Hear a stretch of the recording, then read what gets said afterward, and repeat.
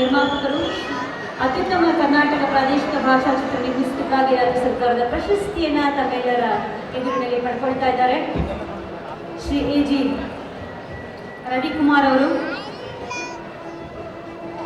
ಅಂಬಳಿಕೆ ರವಿ ಅಂತಲೇ ಹೆಸರುವಾಸಿಯಾಗಿರುವಂತಹ ಟಿವಿ ಧಾರಾವಾಹಿಗಳ ಮೂಲಕ ಪರಿಚಿತರಾಗಿದ್ದಾರೆ. 21ನೇ ಕೋಲ್ಕತ್ತಾ ಅಂತಾರಾಷ್ಟ್ರೀಯ ಚಲನಚಿತ್ರೋತ್ಸವದಲ್ಲಿ ಕೂಡ ಪ್ರದರ್ಶನವನ್ನು ಕಂಡಿದೆ ಈ ಚಿತ್ರ.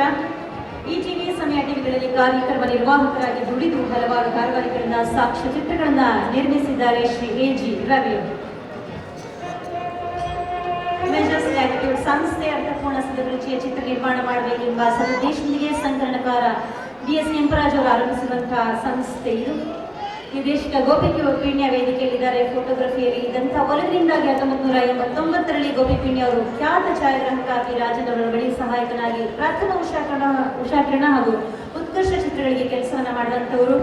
ಟೆಲಿವಿಷನ್ ಮಾಧ್ಯಮಕ್ಕೆ ಪ್ರವೇಶಿಸಿ ಪ್ರತಿಬಿಂಬ, ಕಾವೇರಿ, ಭಾಗ್ಯ, ವಠಾರ, ಪುಣ್ಯ ಅಲ್ಲದೆ ಮನಸ್ಸೇ ಧಾರಾವಾಹಿಗಳನ್ನು ನಿರ್ಮಿಸಿದ್ದಾರೆ.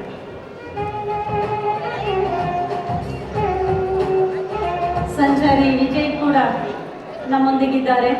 ನಾನು ಅವನಲ್ಲ ಅವಳು ಚಿತ್ರಕ್ಕಾಗಿ ರಾಷ್ಟ್ರಪ್ರಶಸ್ತಿ ಪಡೆದಿರುವಂತಹ ಸಂಚಾರಿ ವಿಜಯ್ ಅದೇ ಚಿತ್ರದ ಅಭಿನಯಕ್ಕಾಗಿ ರಾಜ್ಯ ಸರ್ಕಾರದ ಅತ್ಯುತ್ತಮ ನಟ ಪ್ರಶಸ್ತಿಯನ್ನ ಪಡೆದುಕೊಂಡಿದ್ದಾರೆ.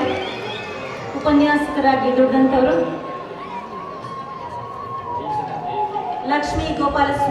ಶ್ರೀಮತಿ ಲಕ್ಷ್ಮೀ ಗೋಪಾಲಸ್ವಾಮಿ ಬಹುಮುಖ ಪ್ರತಿಭೆಯ ನಟಿ, ಭರತನಾಟ್ಯ ಕಲಾವಿದೆ.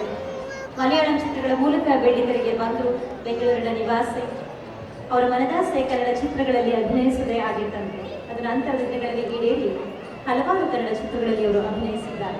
ವಿದಾಯ ಚಿತ್ರದಲ್ಲಿ ಜೀವನ್ಮರಣ ಹೋರಾಟದಲ್ಲಿ ಮಲಗಿರುವ ತನ್ನ ಗಂಡನನ್ನು ಬದುಕಿಸಿಕೊಳ್ಳಲು ಶತಪ್ರಯತ್ನ ಮಾಡುವ ಪತ್ನಿಯಾಗಿ ಮನಮಿಡಿಯುವ ಅಭಿನಯವನ್ನು ನೀಡಿದ್ದಾರೆ ಶ್ರೀಮತಿ ಲಕ್ಷ್ಮೀ ಗೋಪಾಲಸ್ವಾಮಿ. ಪ್ರೀತಿಯ ವಂದನೆಗಳು ಅಭಿನಂದನೆ. 2015ನೇ ಸಾಲಿನ ಅತ್ಯುತ್ತಮ ನಟ ನಟಿ ಪ್ರಶಸ್ತಿಗೆ